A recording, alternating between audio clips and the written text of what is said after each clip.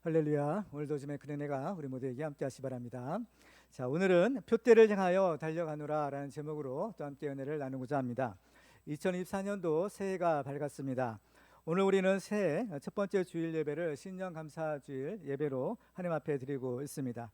하나님께서 우리에게 새해를 주셨다라는 것은 하나님께서 우리에게 이 생명의 축복을 주셨다라는 것이고, 또한 그 생명을 가지고 하나님 주시는 사명을 감당하라라는 것을 의미하는 것입니다. 올해에는 하나님께서 주시는 축복을 많이 받으시고 또 주님 주신 사명을 위해서 힘차게 달려가시기를 주님의 이름으로 축원합니다. 오늘 본문에서 사도 바울은 나는 달려간다라는 말을 하고 있습니다. 요즘 시대 말로 하면 바울은 런닝맨이었습니다. 사도 바울은 우리가 신앙생활하는 것을 가리켜서 달리기 경주하는 것으로 비유했습니다.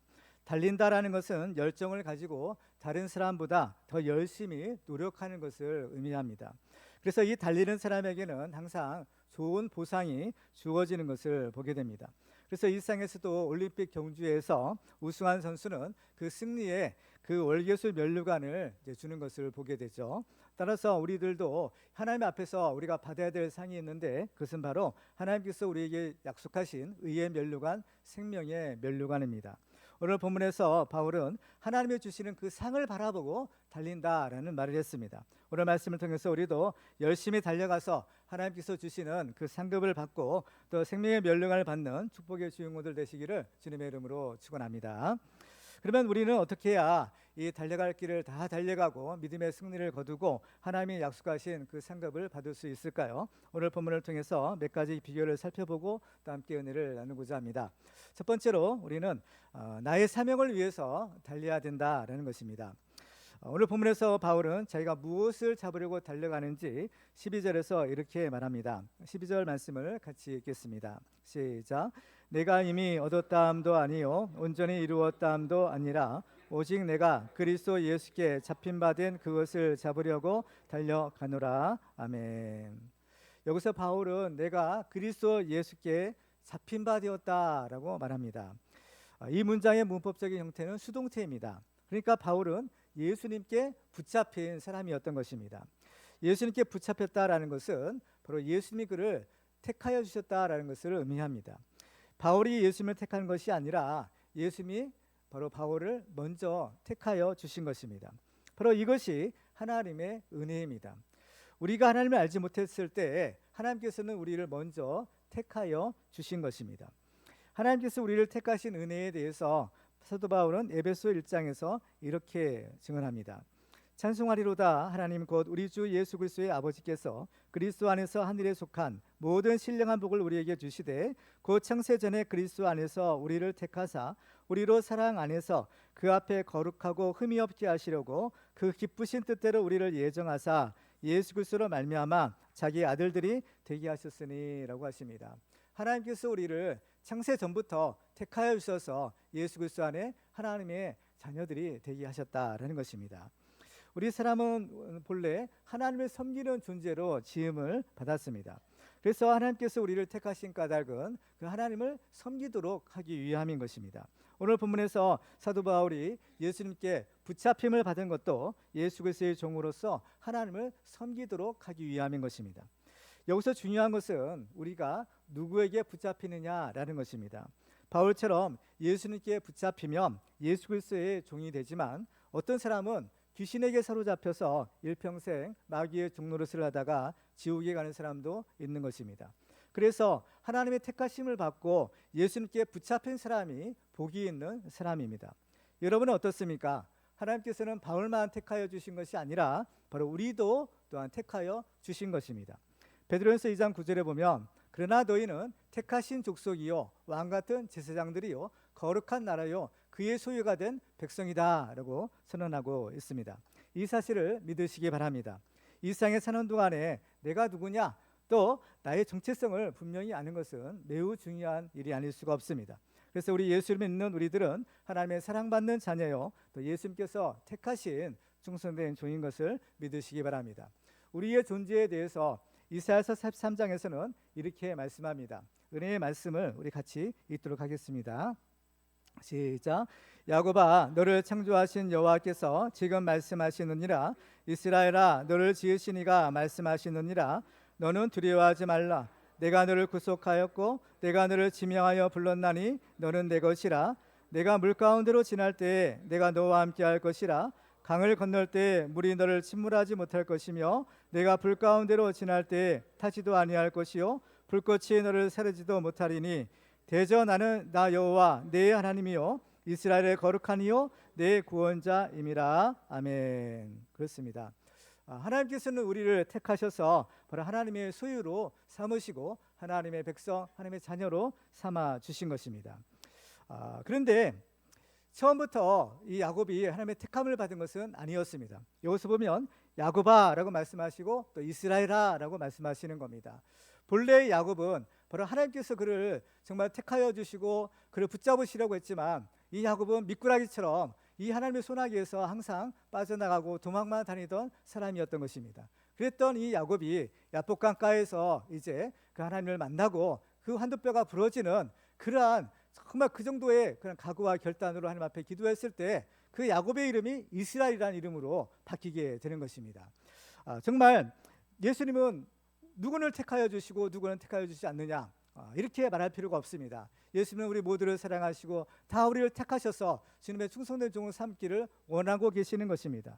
근데 문제는 무엇인가 하면 바로 우리에게 있는 겁니다. 아무리 하나님께서 우리를 택하여 주시고 하나님의 종으로 삼아 주시려고 해도 우리가 이 야곱처럼 미꾸라지처럼 그 손을 빠져나가기만 한다면 어떻게 주님께서 우리를 택하여 주실 수 있겠습니까? 여러분 이제 더 이상 도망 다니시기 마시기 바랍니다. 그죠? 이제 그만하면 됐습니다. 이제 하나님의 손아귀에서 자꾸 빠져나가려만 하면 안 됩니다. 하나님께서는 야곱을 가리켜서 성경에 보면 이 벌레 같은 야곱아, 이 지렁이 같은 야곱아라고 말씀하고 있습니다.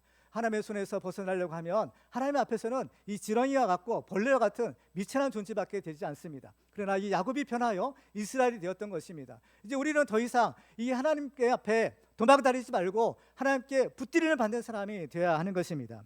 그래서 2024년도 새해에는 하나님께서 우리를 꼭 붙잡아 주시고 너는 내 것이라 너를 통해서 내 뜻을 이루리라 말씀하시는 그러한 하나님의 사람들이 다 되시기를 주님의 이름으로 축원합니다. 이 바울은 이제 다메섹도상에서 부활하신 예수님을 만나게 됩니다. 그 예수님을 만났을 때 이 바울은 자기의 사명이 무엇인지를 깨닫게 됩니다. 예수님께서 바울에게 그가 감당해야 될 사명이 무엇인지를 알려주신 것입니다. 사도행전 9장 15절에 보면 주님께서 아나니아에게 이렇게 말씀하세요. 주께서 이르시되 가라 이 사람은 내 이름을 이방인과 임금들과 이스라엘 자손들에게 전하기 위하여 택한 나의 그릇이라. 주님의 택하심을 받은 사람은 이제 그 택하심의 목적이 무엇인지를 알아야 되고 또 알 수가 있는 것입니다. 그것은 바로 자기가 일평생 감당해야 될 사명이기도 합니다. 주님께서 택함을 받은 사람은 이제 그 택함을 받은 대로 주님 주시는 각각의 사명이 있습니다. 그래서 바울은 이제 주님을 만났을 때 내가 누구냐라는 것과 나의 사명이 무엇이냐라는 것을 알게 됩니다. 로마서 1장 1절을 보면 바울이 이런 얘기를 합니다. 예수 그리스도의 종 바울은 사도로 부르심을 받아 하나님의 복음을 위하여 택정함을 입었으니라고 합니다. 이 바울은 나는 누구냐? 예수 그리스도의 종이고 나는 사도로 부름을 받은 사람이다. 또 나의 사명은 이 하나님의 복음을 위하여 택함을 받은 사람이다라고 고백합니다. 바울은 자기의 사명이 무엇인지를 분명히 알고 이제 그 목표를 향하여 달려갈 수 있게 된 것입니다. 특별히 고린도서 9장 26절에 보면 그러므로 나는 다름질하기를 향방 없는 것 같이 아니하고 싸우기를 허공을 치는 것 같이 아니한다라고 말합니다. 달려가되 바로 향방 없는 것 같이 그 목적이 없는 것처럼 그렇게 우왕좌왕하지 않는다라는 것입니다. 그러므로 우리도 달려가되 무엇을 위해서 달려가야 되느냐? 하나님께서 나를 택하신 목적, 즉 내가 감당할 그 사명을 위해서 달려가는 것입니다. 달리기 경주를 하는 선수에게 있어 중요한 것은 열심히 달려가는 것도 중요하지만 더 중요한 것은 그가 어디를 가야 되느냐, 그 결승점의 목표점을 분명히 아는 것입니다. 아무리 열심히 달려도 목표 지점과 거리가 먼다면 그야말로 헛수고에 불과할 것입니다. 우리 인생도 열심히 사는 것도 물론 중요하지만 그보다 먼저 우리의 사명을 발견하고 우리가 달려갈 분명한 목표를 알아야 되는 것입니다. 여러분은 어떤가요? 하나님께서 여러분에게 주신 사명이 무엇인지를 알고 계십니까? 내 사명이 무엇인지를 알아야 되잖아요. 그렇죠? 여러분에게 주신 하나님의 사명이 무엇이에요? 이 사명은 시시한 것이 아닌 겁니다. 이 사명은 정말 우리의 목숨을 걸 수 있고 우리의 인생을 걸 수 있는 것이 하나님 주시는 사명인 것입니다. 2024년도 새해에는 하나님이 주시는 사명을 발견하고 그 사명을 위해서 힘차게 달려가시기를 주님의 이름으로 축원합니다. 두 번째로 하나님 주시는 상급을 받으려면 과거를 잊어버리고 달려야 합니다. 믿음의 경주를 하는 우리의 목적은 이제 분명해졌습니다. 그것은 주님께서 우리에게 주신 사명을 위해서 달려가는 것입니다. 그런데 달릴 때 주의할 것이 있다라고 말씀합니다. 자, 13절을 같이 읽겠습니다. 시작. 형제들아, 나는 아직 내가 잡은 줄로 여기지 아니하고 오직 한 일, 즉 뒤에 있는 것은 잊어버리고 앞에 있는 것을 잡으려고. 아멘. 바울은 달려갈 때 뒤에 있는 것은 잊어버리고 라고 말씀하고 있습니다. 왜 잊어버려야 되느냐? 이사야서 43장 18절과 19절에 보면 이렇게 말씀합니다. 같이 한번 읽어볼까요? 시작. 너희는 이전 일을 기억하지 말며 옛날 일을 생각하지 말라. 보라, 내가 새 일을 행하리니 이제 나타낼 것이라. 아멘. 우리가 이전 일, 과거의 일들을 기억하거나 생각하지 말아야 될 이유가 있죠. 무엇이냐면 이제 하나님께서 새 일을 행하실 것이다 라는 것입니다. 하나님께서 우리에게 2024년도를 주신 것은 하나님께서 새 일을 행하시기 위함입니다. 2024년도에는 하나님의 놀라운 축복과 기적이 여러분을 기다리고 있음을 믿으시기 바랍니다. 그러기 위해서는 먼저 우리는 이 과거의 일을 잊어버려야 됩니다. 그러면 우리가 잊어버려야 될 것은 무엇인가요? 첫 번째로는 우리가 잘못한 것들을 잊어버려야 됩니다. 왜냐하면 이런 것들이 해결되지 않으면 우리는 앞으로 나아갈 수 없기 때문입니다. 히브리서 12장 1절을 같이 읽겠습니다. 시작. 이러므로 우리에게 구름같이 둘러싼 허다한 증인들이 있으니 모든 무거운 것과 얽매기 쉬운 죄를 벗어버리고 인내로써 우리 앞에 당한 경주를 하며. 아멘. 우리가 이 달려야 되는데 달리려면 거추장스러운 것들은 어때요? 다 벗어버리고 아주 간편한 차림으로 달려야 한다라는 겁니다. 그래서 달리기 경주하는 사람들은 그 간편한 운동복만 입고 달리잖아요. 그러니까 잔뜩 뭐 외투를 입고 뭐 이런 것은 않는 겁니다. 방해가 되는 거예요. 마찬가지로 바로 우리의 무거운 것과 얽매기 쉬운 죄를 벗으라는 겁니다. 그렇죠? 바울은 예수님을 알기 전에는 많은 실수와 잘못을 저질렀던 사람입니다. 디모데후서 1장 13절에 보면 바울이 이런 고백을 합니다. 내가 전에는 비방자여 박해자여 폭행자였으나 도리어 긍휼을 입은 것은 내가 믿지 아니할 때에 알지 못하고 행하였음이라 라고 말씀합니다. 우리도 마찬가지입니다. 우리도 알게 지은 죄, 또 모르게 지은 죄, 여러 가지 많은 죄들을 짓고 살아가고 있습니다. 우리 인간의 가장 근본적인 문제가 있다면 바로 이 죄의 문제입니다. 왜냐하면 죄의 삭은 궁극적으로 사망에 이르게 되기 때문입니다. 그래서 우리는 이 과거를 잊어야 되는데 이 과거를 잊기 위해서는 먼저 이 죄의 문제가 해결되어야 하는 것입니다. 죄의 문제가 해결되지 않으면 아무리 잊을래야 잊을 수가 없게 되는 것입니다. 그러면 우리는 어떻게 해야 바로 이 죄의 문제를 해결받을 수 있을까요? 우리의 힘으로는 할 수 없지만 하나님께서 그 방법을 열어주셨습니다. 그것은 바로 독생자 예수 그리스도를 우리에게 보내주셔서 예수님이 우리의 죄를 담당하시고 바로 십자가에서 그 피 흘려 돌아가심으로 우리가 치러야 될 그 죄의 값을 예수님이 대신 치러 주신 겁니다. 그래서 예수를 믿으면 죄사함을 받고 구원을 얻을 수 있는 길을 우리에게 열어주신 것입니다. 그래서 디모데서 1장 9절에 보면 하나님이 우리를 구원하사 거룩하신 소명으로 부르심은 우리의 행위대로 하심이 아니요 오직 자기의 뜻과 영원 전부터 그리스도 예수 안에서 우리에게 주신 은혜대로 하심이라 라고 하셨습니다. 하나님께서는 우리의 죄를 용서하시고 다시는 그 죄를 기억하지 않으시겠다라고 하세요. 히브리서 8장 12절을 같이 읽겠습니다. 시작. 내가 그들의 불의를 긍휼히 여기고 그들의 죄를 다시 기억하지 아니하리라 하셨느니라. 아멘. 따라서 우리가 회개했다면 하나님이 우리의 죄를 용서하시고 또 기억조차 하지 않는다라고 하십니다. 그렇기 때문에 우리도 회개한 죄에 대해서는 다시 기억할 필요가 없는 것입니다. 왜냐? 하나님도 기억조차 하지 않겠다라고 하시기 때문인 겁니다. 그런데 어떤가요? 어떤 경우에는 회개했지만 그럼에도 불구하고 자꾸 그 생각이 나고 또 자꾸 그 죄책감에 시달리는 경우가 있는 것입니다. 왜 그럴까요? 분명히 하나님께서는 용서해 주신다고 했는데 왜 자꾸 그 죄가 생각나는 것일까요? 잊어버려야 되는데 왜 잊어버리지 않는 것인가요? 그런 경우는 두 가지의 경우를 우리가 생각해 볼 수가 있는데, 첫째로는 아직 완전하게 회개하지 않았기 때문입니다. 말로는 회개했다고 하지만 실제로는 회개가 안 된 거예요. 그래서 세례 요한은 회개의 열매를 맺어야 된다라고 하십니다. 그래서 회개한 죄는 다시 반복하지 않아야 되는 겁니다. 회개해 놓고 다시 똑같은 죄를 계속해서 반복한다면 그것은 진정한 회개에 이르지 않는 것입니다. 그리고 우리는 회개할 때 성경대로 회개해야 되는 겁니다. 그래서 이건 무슨 뜻인가 하면, 우리가 어떤 사람에게 피해를 주었다 하면 말로만 미안하다, 용서하라 이렇게 하는 것이 아니라 그 사람이 입은 피해를 금전적으로도 충분하게 보상을 해야 된다라는 겁니다. 물론 우리가 고의로 어떤 잘못을 저지르거나 또 실수하는 것은 아니지만 어쩔 수 없이 또 부주의하게 저지르는 그러한 잘못이 있을 수 있는 거예요. 우리가 이제 자동차 운전을 할 때도 보면은 부주의하다가 어떻게 보면 실수로 자동차 사고가 나는 경우가 있는 겁니다. 그럴 때 상대방의 어떤 운전자라든지 동행한 사람들이 다치거나 또 죽을 수도 있는 것이요. 물론 고의는 아니었지만 우리의 실수로 인해서 그런 상대방에게 원치 않는 피해를 줄 수가 있는 것입니다. 그런 경우에는 어떻게 해야 되느냐? 물론 충분한 사과도 해야 되겠지만 또 가능한 범위 내에서 충분한 보상도 해줄 줄 알아야 되는 겁니다. 물론 돈으로 어떻게 그 사람의 상처나 그 사람의 목숨을 대신할 수 있겠어요? 그래서 충분한 보상은 될 수가 없는 겁니다. 그렇지만 적어도 정말 우리의 마음을 표시를 할 줄 알아야 돼요. 그런 것들을 통해서 어떻게든지 그 피해를 입은 사람들의 마음을 위로해주고 또 달래주어야 하는 것입니다. 그래서 우리는 정말 이 회개도 성경대로 말씀대로 회개하는 것이 중요한 것이에요. 또 한 가지 왜 자꾸 생각이 나느냐? 그것은 우리가 회개했지만 우리의 믿음이 부족하기 때문인 것입니다. 분명히 회개했지만 정말 내가 정말 용서받았다, 이것이 믿어지지 않을 때가 있어요. 그렇죠? 왜? 우리 믿음이 약하기 때문인 겁니다.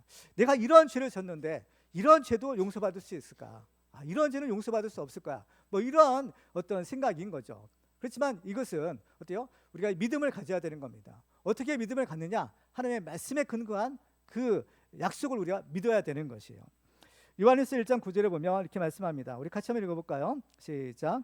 만일 우리가 우리 죄를 자백하면 그는 미쁘시고 의로우사 우리 죄를 사하시며 우리를 모든 불의에서 깨끗하게 하실 것이요. 아멘. 바로 우리의 죄가 사함받는 근거는 바로 우리를 위하여 흘리신 예수 그리스도의 보혈에 있는 겁니다. 그렇기 때문에 우리가 지은 그 어떤 죄보다도 예수 그리스도의 그 십자가의 그 보혈의 공로가 더 큰 것입니다. 그러니까 예수님이 용서하지 못할 죄는 없다라는 사실을 우리가 알아야 되는 거예요. 우리의 죄가 아무리 크다 하더라도 예수님께서 흘리신 그 보혈의 공로는 그 모든 죄를 다 덮고도 남음이 있는 것입니다. 우리 이것을 알아야 되는 거예요. 하나님 앞에 가장 귀한 것이 뭐예요? 예수 그리스도의 피입니다. 생명인 거예요.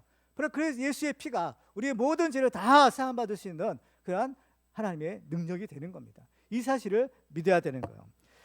이사야서 1장 18절에도 보면 이렇게 말씀합니다. 여호와께서 말씀하시되 오라 우리가 서로 변론하자. 너희의 죄가 주홍 같을지라도 눈과 같이 이어질 것이요 진홍같이 붉을지라도 양털같이 희게 되리라 라고 하십니다. 이렇게 해결되지 않은 과거의 죄의 문제가 우리의 발목을 붙잡고 앞으로 달려가지 못하게 방해하는 것입니다. 그래서 우리는 이런 참된 회개를 통해서 우리의 죄의 문제를 해결받고 앞으로 힘차게 달려가시기를 주님의 이름으로 축원합니다. 또 한 가지 잊어야 할 것이 있는데 그것은 우리의 잘한 것들도 또한 잊어야 된다라고 하십니다. 바울은 이제 예수를 믿은 다음에는 완전히 변화된 삶을 살죠. 정말 주님을 위해서 정말 충성된 삶을 살게 됩니다. 여러 사람에게 복음을 전해서 예수를 믿게 하고 또 많은 교회도 이제 세우는 그런 일들을 하게 됩니다. 기독교 역사상 가장 예수님을 닮은 사람이 누구냐? 바로 이 사도 바울을 들 수가 있는 것이에요. 그리고 또 이 바울은 신약 성경 27권 가운데 13권의 그 성경책을 기록한 사람이기도 합니다. 우리가 생각할 때 저 정도면 충분하지 않을까라고 생각할 수 있을 것입니다. 그렇지만 바울은 그렇지 않았습니다. 12절에 보면 내가 이미 얻었다 함도 아니요 온전히 이루었다 함도 아니라 라고 했습니다. 또 13절에 보면 형제들아 나는 아직 내가 잡은 줄로 여기지 아니한다 라고도 말했습니다. 만일 바울이 자기의 과거의 업적만 생각하고 자랑했더라면 그는 교만해져서 분명히 타락하고 말았을 것입니다. 한때 큰 능력을 행하고 한때 대단했던 사람들이 어느 순간에 타락해서 사라지고 마는 경우를 우리는 종종 볼 수가 있습니다. 그래서 고린도서 10장에 보면 그런즉 선질로 생각하는 자는 넘어질까 조심하라라고 하십니다. 보통 사람들은 자기에 대해서는 한없이 관대하고 다른 사람에 대해서는 또 아주 엄격한 것이 일반적인 모습입니다. 그렇지만은 바울은 오히려 이 반대였어요. 다른 사람들에 대해서는 관용하고 오히려 자기에 대해서는 엄격한 것이 바울의 모습이었던 겁니다. 그래서 고린도서 9장에 보면 내가 내 몸을 쳐 복종하게 함은 내가 남에게 전파한 후에 자신이 도리어 버림을 당할까 두려움이로다 라고 말씀합니다. 자기 자신을 쳐서 복종시키면서까지 하나님 앞에서 겸손 또 겸손하게 충성을 다했던 것이 바울의 모습입니다. 이러한 바울이 우리들에게도 이러한 권면을 주고 있습니다. 빌립보서 2장 12절을 같이 읽도록 하겠습니다. 시작. 그러므로 나의 사랑하는 자들아 너희가 나 있을 때뿐 아니라 더욱 지금 나 없을 때에도 항상 복종하여 두렵고 떨림으로 너희 구원을 이루라. 아멘. 그리고 우리가 한 가지 잊어야 될 것이 또 한 가지가 있는데 그것은 바로 우리의 마음의 상처입니다. 그런데 이것은 절대로 그냥은 없어지지도 않고 잊혀지지도 않는 것입니다. 겉에 난 상처야 눈에 보이기 때문에 약을 바르거나 또 수술을 받거나 해서 고침을 받을 수 있지만 마음이란 것은 어때요? 사람의 눈에 보이지 않는 사람의 내면에 있는 그러한 영역입니다. 근데 그 마음에 상처가 있을 수가 있는 것이에요. 그 마음의 상처는 과연 어떻게 해야 해결받을 수 있겠느냐, 어떻게 해야 이 마음의 상처가 치유될 수 있겠느냐라는 것입니다. 이것이 치유되지 않으면 그것이 자꾸 아픈 거죠. 마음이 아픈 거예요. 괴로운 겁니다. 그렇기 때문에 잊혀질 수가 없는 거예요. 그렇기 때문에 이 문제가 해결돼야 되는 거예요. 이 마음의 상처가 치유되고 회복되어야만 어떻게 잊혀질 수 있는 것입니다. 그러면 우리의 마음의 상처를 어떻게 치유받을 수 있을까요? 한 가지 방법이 있는데 그것은 바로 용서라는 것입니다. 베드로가 예수님께 물었어요. 주여, 형제가 나에게 죄를 범했을 때 몇 번이나 용서해 주면 되겠습니까? 7번이면 되겠습니까?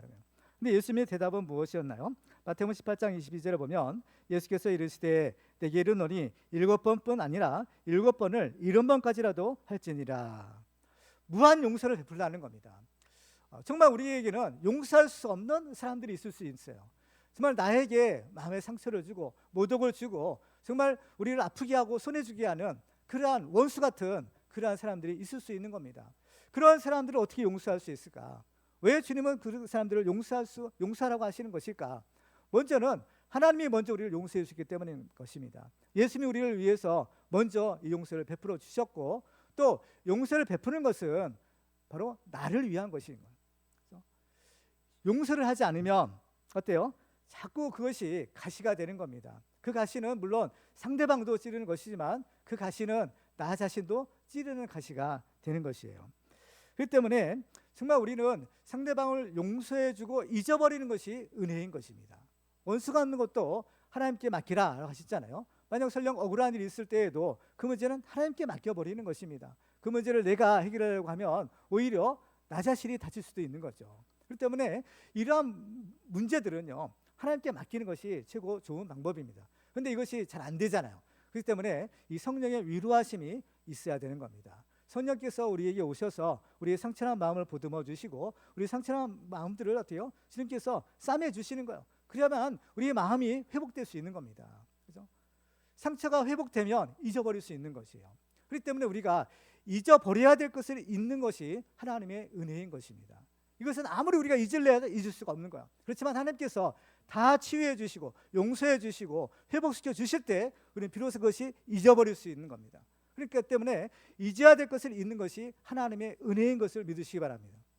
잊어버리는 것이 은혜인 거예요. 그렇죠? 우리의 과거는 다 잊어야 되는 겁니다. 잘한 것이든지 못한 것이든지 우리의 실패든지 우리의 상처난 마음이든지 이런 것들은 다 잊어버리고 새 출발을 해야 되는 것이에요. 그래서 우리도 바울처럼 잘한 것이든 잘못한 것이든 뒤에 있는 것들이랑 다 잊어버리고 오직 주님 주신 사명을 위해서 달려가서 하나님이 예비하신 하늘의 상급을 받는 우리 모두가 되시기를 주님의 이름으로 축원합니다. 마지막으로 주님 주시는 상급을 받으려면 예수님만 바라보고 달려야 됩니다. 우리가 믿음을 경주를 할 때 이제 뒤에 있는 것은 잊어버리라고 했어요. 근데 이제는 앞에 있는 것을 이제 향해서 달려가야 되는 겁니다. 바울은 달려갈 때 분명한 목표가 있었던 것을 보게 돼요. 자, 14절 같이 읽어볼까요? 시작. 표대를 향하여 그리스도 예수 안에서 하나님이 위에서 부르신 부름의 상을 위하여 달려가노라. 아멘. 뒤에 있는 것들은 다 잊어버리고 이제 무엇을 향해서? 표대를 향해서, 그렇죠? 그 예수님의 그 부르심의 상을 위해서 달린다라고 했어요. 이 표대라는 말의 뜻은 무엇인가 하면 바라보다라는 말에서 유래된 말이라고 합니다. 그러니까 바라보는 거예요. 그 바라보는 데서 생긴 말이 뭐냐면은 꼬린 점인 겁니다. 목표 지점. 마라톤을 하면 최종 결승점을 말하는 것이 이 표대인 것입니다. 그래서 이 달려갈 때 중요한 것은 우리가 달려가야 될 목표가 분명해야 되고, 또 우리는 그 목표를 계속해서 바라봐야 된다는 겁니다. 계속해서 바라봐야 돼요. 왜냐하면 이 목표물에서 우리 시선이 옮겨지게 되면 눈만 옮기는 것이 아니라 우리의 마음도 옮겨지고 몸도 옮겨지게 되는 거예요. 그러면 제대로 달려갈 수가 없게 되는 것입니다. 그래서 우리는 신앙생활 할 때 표대를 향하여 누구를 바라봐야 되느냐? 예수님만 바라보라는 거예요. 예수님만 바라보고 달려가라는 거예요. 성경에 보면 예수님만 바라볼 때 성공한 사람이 있었고, 또 예수님만 바라보지 않을 때 실패한 사람이 있었던 것을 보게 됩니다. 그 사람이 누구냐? 바로 베드로였던 거예요. 제자들이 배를 타고 이제 갈릴리 바다를 건널 때 큰 풍랑이 일게 됩니다. 제자들은 이제 죽었구나 무서워 두려워 떨 때 예수님께서 그 바다 위를 걸어서 그들에게 오시는 거예요. 그래서 베드로가 담대하게 예수님께 요청하죠. 주여 주시걸랑 나를 명하여 주님께로 오게 하옵소서. 그러니까 예수님께서 오라 명하시는 거예요. 그 말씀을 듣고 베드로가 이제 배에서 내려서 물 위를 걷는 겁니다. 예수님만 바라볼 때는 물 위를 걸을 수 있었죠. 그렇지만은 이제 베드로의 시선이 예수님에게서 옮겨지는 거야. 그 바람 소리, 그 바다 소리, 이걸 볼 때 무서운 마음이 드는 거야. 두려운 마음이 들으니까 그 물에서 빠졌더라는 거예요. 예수님만 바라보면 물 위를 걸을 수 있는 승리자의 삶을 살 수 있는 겁니다. 그렇지만 그 예수님에게서 우리 시선이 옮겨졌을 때 우리의 믿음이 없어지는 거예요. 그렇습니다. 우리의 믿음의 경주에서 우리가 바라봐야 될 표대는 오직 앞에 가신 예수 그리스도입니다. 왜 예수만 바라봐야 되느냐? 예수님이 이미 그 경주에서 승리하시기 때문인 거예요. 히브리서 12장 2절을 볼까요? 같이 읽겠습니다. 시작. 믿음의 주여 또 온전하게 하시는 이인 예수를 바라보자. 그는 그 앞에 있는 기쁨을 위하여 십자가를 참으사 부끄러움을 개의치 아니하시더니 하나님 보좌 우편에 앉으셨느니라. 아멘. 그 예수님은 이미 승리하셔서 하나님의 보좌 우편에 앉으셨다라는 겁니다. 우리도 이 믿음의 경주에서 승리하기 위해서 바로 앞서가신 예수님만 바라보고 달려가는 것입니다. 그 예수님만 보고 달려갈 때 우리는 모든 시험을 이길 수가 있는 거예요. 우리가 신앙생활 할 때 여러 가지 시험들이 있을 수 있는 겁니다. 그렇죠? 마귀는 우는 사자처럼 삼킬 자를 찾는다라고 했어요. 그래서 우리는 이 경주에서는 달려야 되고, 또 바울은 믿음의 선한 싸움을 싸우라는 겁니다. 왜 선한 싸움을 싸워야 되느냐? 악한 원수 마귀가 우리의 믿음의 경주를 해방하고 또 우리의 믿음을 떨어뜨리려고 하기 때문인 겁니다. 그러니까 이 싸움을 싸우는 겁니다. 이 싸움을 싸우는데 이길 수 있는 힘이 없어요, 우리에게는. 그 때문에 우리는 오직 그 예수님만 바라보는 겁니다. 예수만 바라볼 때 주님 주시는 지혜와 주님 주시는 힘과 용기와 믿음을 얻을 수 있는 겁니다. 그렇죠. 이 믿음의 선한 싸움은요, 우리가 감당해야 될 것입니다. 우리 각자가 이것은 감당해야 되는 겁니다. 누가 대신 싸워주는 것이 아닌 거예요. 자기의 믿음은 자기가 지키는 것입니다. 자기의 신앙 자기가 지켜야 되는 거예요. 그래야만 하나님 앞에 갔을 때 우리 믿음의 승리를 우리가 거둘 수 있는 것입니다. 그래서 우리는 오직 예수만 바라보고 모든 시험을 이기는 믿음의 승리자 되시기를 주님의 이름으로 축원합니다. 우리가 또 사명을 향해서 달려갈 때 조심할 것이 있는데, 그것은 절대로 뒤를 돌아봐서는 안 된다라는 것입니다. 창세기 19장에 보면 소돔과 고모라가 이제 하나님의 심판을 받게 됩니다. 근데 거기에 누가 있었는가? 바로 롯의 식구들이 있었던 거예요. 아브라함의 그 기도를 받은 하나님께서 롯의 식구들을 구원하기 위해서 천사를 보내주십니다. 그래서 천사가 그 롯을 구원하러 왔을 때 이렇게 경고하죠. 창세기 19장 17절에 보면 도망하여 생명을 보존하라. 돌아보거나 들에 머물지 말고 산으로 도망하여 멸망함을 면하라 라고 합니다. 돌아보거나 머물지 말라는 거예요. 달려가라는 겁니다. 그 구원을 위해서 달려가야 된다는 거예요. 그런데 롯의 아내는 어땠나요? 창세기 19장 20절에 보면 롯의 아내는 뒤를 돌아보았으므로 소금 기둥이 되었더라. 우리는 뒤를 돌아봐서는 안 되는 겁니다. 이제 예수 믿고 이제 새로운 출발을 한 우리들은 뒤돌아보면 안 된다고 경고하시는 거예요. 누가복음 9장 62절 같이 읽어볼까요? 시작. 예수께서 이르시되 손에 쟁기를 잡고 뒤를 돌아보는 자는 하나님의 나라에 합당하지 아니하니라 하시니라. 아멘. 이제 우리는 예수 그리스도를 믿고 새 사람이 되어서 이제 새로운 이제 신앙의 경주를 하고 있는 것이에요. 경주를 할 때 뒤돌아보면 안 된다는 겁니다. 세상에 미련을 두어서는 안 된다라는 거예요. 바울은 우리 옛사람은 예수님과 함께 이미 십자가에 못 박혔다, 죽었다라고 말하는 겁니다. 우리는 뒤를 돌아보는 어리석은 자가 아니라 오직 예수만 바라보고 무리를 건넌 그러한 믿음의 승리자 되시기를 주님의 이름으로 축원합니다. 믿음의 경주에서 승리하신 예수님이 이제 하나님 보좌 우편에 앉으셨듯이 이제 믿음의 경주에서 승리한 사람에게는 하나님이 주시는 상급이 있다라는 사실을 알아야 됩니다. 그래서 하나님은 어떤 분이시냐? 하나님은 상 주시는 분이다라고 하세요. 히브리서 11장 6절을 같이 읽겠습니다. 시작. 믿음이 없이는 하나님을 기쁘시게 하지 못하나니 하나님께 나아가는 자는 반드시 그가 계신 것과 또한 그가 자기를 찾는 자들에게 상 주시는 이심을 믿어야 할지니라. 아멘. 하나님이 주시는 상이 있는 거예요. 그 상을 위해서 달려가는 겁니다. 바울도 하나님께서 위에서 부르신 그 부름의 상을 위하여 달려간다라고 하는 겁니다. 우리가 신앙생활을 하면 예수 믿고 구원받아서 천국에 들어가는 것뿐만 아니라 이제 하나님이 주시는 상급이 있다는 것을 우리가 알아야 되는 겁니다. 이 상급은 어때요? 행한 대로 주시는 겁니다. 똑같이 주는 건 아니에요. 구원은 공평한 것이지만 이 상급만은 다른 겁니다. 이것은 행한 대로 주시는 거예요. 그렇기 때문에 바울은 그 부르심의 상을 위하여 달려가는 거예요. 다른 사람은 걸어갈 때 바울은 달려가는 것이죠. 왜? 그 상이 얼마나 큰 것인가라는 것을 알 수 있기 때문인 겁니다. 그렇기 때문에 그 상을 위해서 오늘의 고난을 참아내는 겁니다. 마라톤 선수가 그렇죠? 이 달려가잖아요. 42.19km인가요? 그 2시간이 정도 되는 2시간 남짓하는 요즘엔 2시간대가 깨졌대요. 2시간이 넘는 그 시간을 달려야 되는 겁니다. 전력 질주해야 되는 겁니다. 그래야만 어떻게 우승을 할 수 있고 그 면류관을 받을 수 있는 겁니다. 그 상을 받기 위해서 그 고난을 참는 거예요. 얼마나 힘들겠어요. 그런데도 어때요? 그 상을 위해서 참는 겁니다. 그러니까 우리는 일상에서 신앙생활 하는 것이 뭐냐? 거의 달리기 경주하는 것 같아요. 어렵고 힘든 거죠. 조금만 달려도 헉헉대고 정말 주지 않고 싶은 것이 굴뚝 같은 것이 달리기예요. 그런데도 어때요? 계속 달리는 거예요. 왜 그럴까요? 그 결승점 끝에 상급이 있기 때문인 겁니다. 그 상이 얼마나 크기에 그 오늘의 힘든 고난을 능히 참고 이겨낼 수 있는 거죠. 그래서 이 모세에 대해서도 히브리서 11장에 보면 이렇게 증거합니다.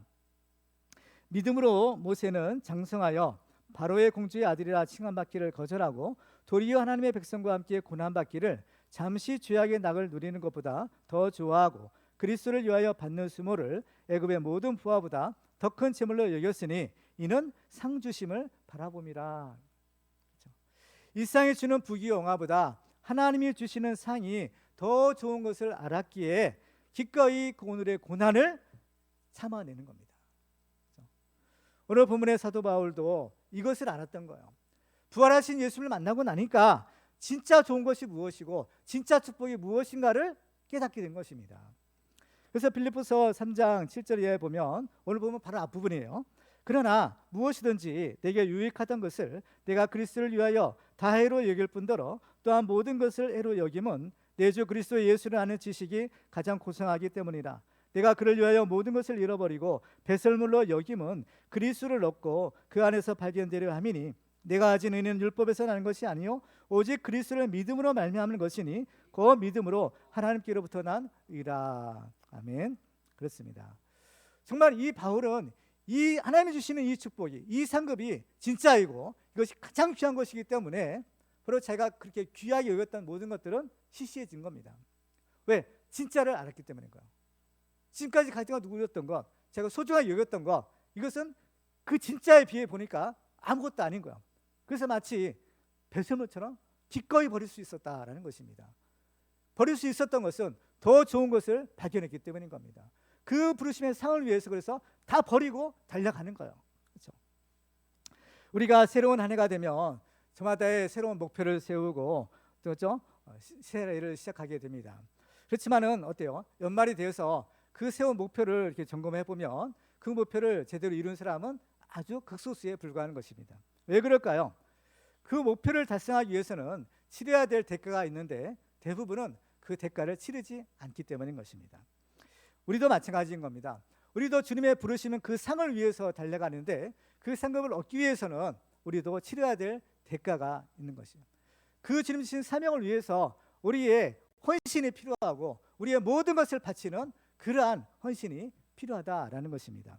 그래서 예수님은 천국을 마치 밭에서 발견한 보화 같다라고 말씀하시는 거예요.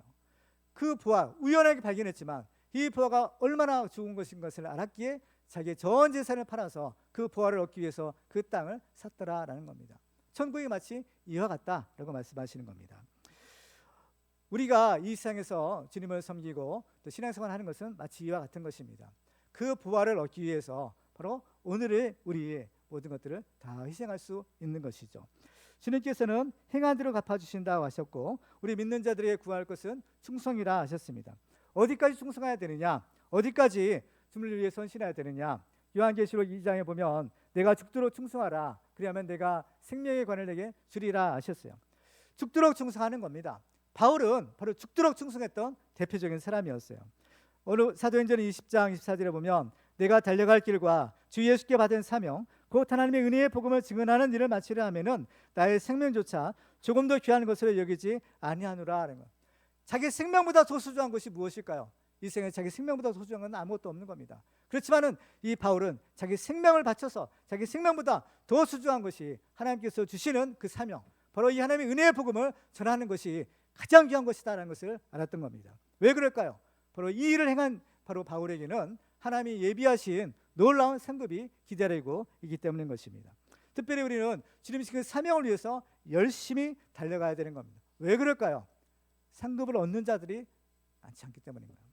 고린도서 9장 24절에 보면 운동장에서 다름질하는 자들이 다 달릴지라도 오직 상을 받는 사람은 한 사람인 줄을 너희가 알지 못하느냐?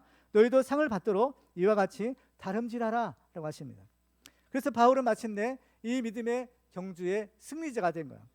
디모데후서 4장 7절에 보면 나는 선한 싸움을 싸우고 나의 달려갈 길을 마치고 믿음을 지켰으니 라고 말합니다. 바울은 결국 이 믿음의 경주에서 최후의 승리자가 된 것입니다. 바울은 달려갈 길을 다 마쳤다고 하는 거예요. 바울은 일평생 달려가는 사람이었습니다. 주님께서 부르시는 그 상을 위하여 그 사명을 위해서 최선을 다해서 달리고 또 달리는 바로 그 달리는 삶을 살았던 것입니다. 그런데 우리는 어떻게 할까요? 우리도 달려야 되는데 우리에게는 달릴 힘이 있는가? 우리에게는 달릴 힘이 없는 겁니다. 조금만 달려가도 금방 지치는 거예요. 달릴 수가 없는 겁니다. 우리가 계속해서 바울처럼 달려가기 위해서는 하나님이 주시는 능력을 받아야 되는 겁니다. 그 힘을 받아야만 우리는 달릴 수가 있는 거예요. 어떻게 하나님 주시는 힘을 우리가 받을 수 있을까요? 이사야서 40장 31절을 같이 읽겠습니다. 시작. 오직 여호와를 앙망하는 자는 새 힘을 얻으리니 독수리가 날개치며 올라감 같을 것이요 다른 박질하여도 곤비하지 아니하겠고 걸어가도 피곤하지 아니하리로다. 아멘. 바로 여기에 있는 겁니다. 오직 여호와를 앙망하는 자는 새 힘을 얻을 것이라는 거예요. 하나님을 바라보고 또 바라는 자, 하나님을 간절히 찾는 자에게 하나님께서는 새 힘을 주시겠다는 겁니다. 이 새 힘이 얼마나 대단한지 마치 독수리가 날개치며 올라간 같은 그러한 강력한 힘을 주시는 거죠. 그렇기 때문에 달려가도 곤비치 아니하겠고 걸어가도 피곤하지 아니리라 이 힘을 주시는 겁니다. 이 힘이 과연 무엇일까요? 이 힘은 바로 하나님께서 성령을 통해서 주시는 이 성령의 권능과 은사인 겁니다. 사도행전 8절에 보면 오직 성령이 너희에게 임하시면 너희가 권능을 받고 예루살렘과 온 유대와 사마리아 땅끝까지 이르러 내 증인이 되리라 하십니다. 예루살렘, 유대, 사마리아 땅끝까지 달려가는 겁니다. 바울이 바로 이 성령의 충만함을 받고 성령의 권능으로 바로 달려가고 또 달려가서 이 복음을 전파하는 그 일을 감당할 수 있었던 것입니다. 이 일을 감당했던 바울은 이제 주님이 예비하신 상급이 있다라는 선언해요. 디모데후서 4장 7절과 8절 같이 읽어볼까요? 시작. 나는 선한 싸움을 싸우고 나의 달려갈 길을 마치고 믿음을 지켰으니 이제후로는 나를 위하여 의의 면류관이 예비되었으므로 주 곧 의로우신 재판장이 그날에 내게 주실 것이며 내게만 아니라 주의 나타나심을 사모하는 모든 자에게도니라. 아멘. 바울은 나는 선한 싸움 다 싸우고 달려갈 길을 다 마쳤다, 믿음을 지켰다, 이 위대한 승리의 선언을 하는 겁니다. 우리에게도 바로 우리 인생을 마감할 때 이 위대한 승리의 선언이 있어야 될 줄로 믿습니다. 예수님도 십자가를 지시고 우리 인류 구원의 사역을 완성하시고 돌아가실 때 다 이루었다, 테텔레스타이, 이 위대한 승리의 선언하고 들어가신 겁니다. 우리의 인생도 하나님 앞에서 시작도 좋아야 되고 끝도 좋아야 되는 겁니다. 우리 인생이 하나님 앞에서 마감할 때, 하나님 앞에서 우리의 인생이 끝날 때 우리도 하나님 앞에서 정말 나는 달려갈 길 다 달려갔습니다, 믿음의 선한 싸움 다 싸우고 이겼습니다, 승리했습니다, 다 이뤘습니다, 이 위대한 승리의 선언을 하나님 앞에 할 줄 알아야 되는 겁니다. 그렇죠? 우리는 오직 여호와 하나님만을 앙망함으로써 독수리의 날개치며 올라감 같은 새로운 힘과 능력을 얻어서 달려가도 곤비치 않고 걸어가도 피곤치 않는 그러한 믿음의 승리자가 다 되시기를 주님의 이름으로 축원합니다. 이제 말씀을 맺겠습니다. 오늘 우리는 하나님이 주신 상급을 위해서 달려가는 비결들을 우리가 살펴보았습니다.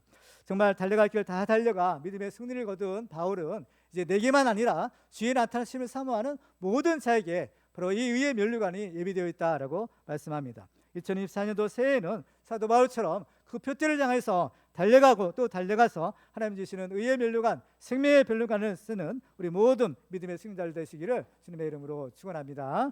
기도하겠습니다. 오늘 주신 말씀 우리가 기억하면서 우리가 이제 새해 첫 주에 우리가 결단하기 바랍니다. 이제 하나님께서 우리 주신 사명을 깨닫겠습니다, 발견하겠습니다, 우리의 사명을 알려주시고 또 사명을 위해서 우리가 달려가겠습니다. 달려갈 수 있는 힘을 주시옵소서. 독수리의 날개침을 같은 새 힘을 주시고 성령의 권능 우리 허락하여 주옵소서. 예수만 바라보겠습니다. 딴짓 하지 않겠습니다. 오직 예수만 바라보고 달려가겠습니다. 주여 우리를 도와주시옵소서. 우리 주여 한번 부르시고 기도하겠습니다.